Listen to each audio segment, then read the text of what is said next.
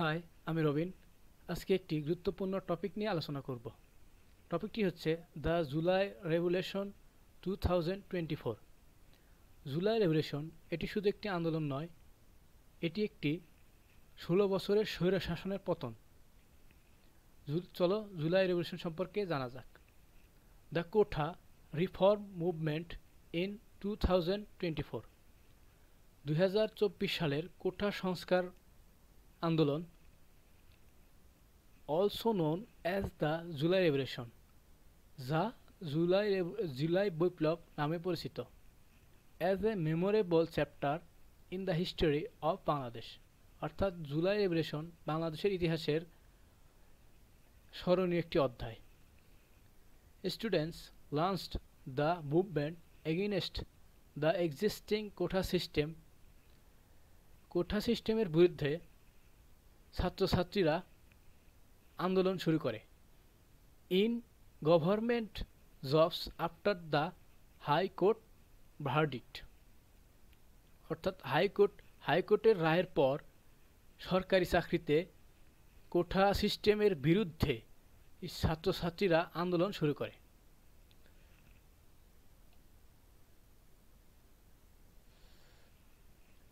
lead by the anti discrimination student movement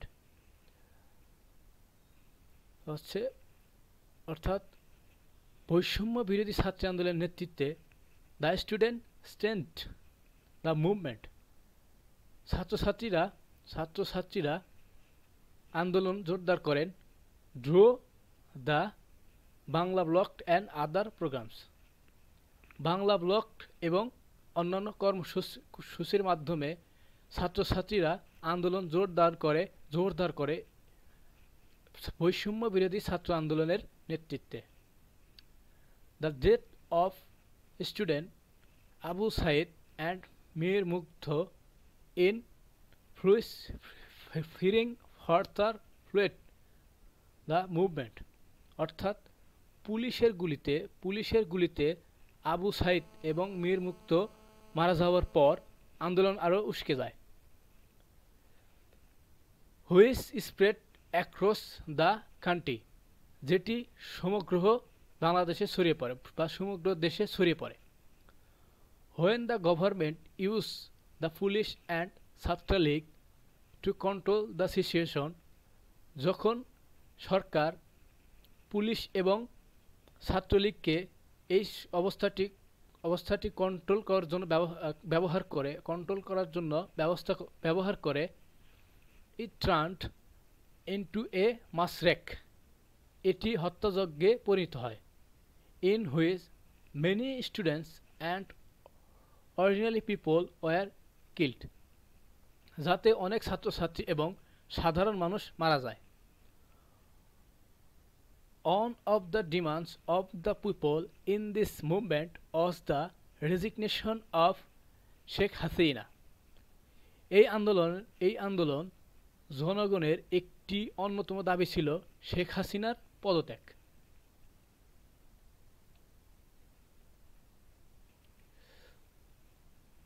Under increasing pressure and the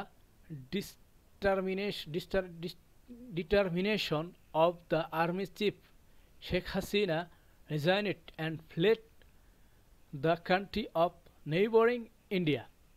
অর্থাৎ ক্রমবর্ধমান চাপ এবং সেনা প্রধানের ধীরতায় শেখ হাসিনা পদত্যাগ করেন এবং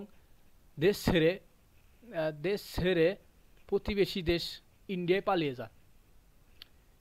as a result the people from the country, ফলস্বরূপ এই দেশের জনগণ were free from the long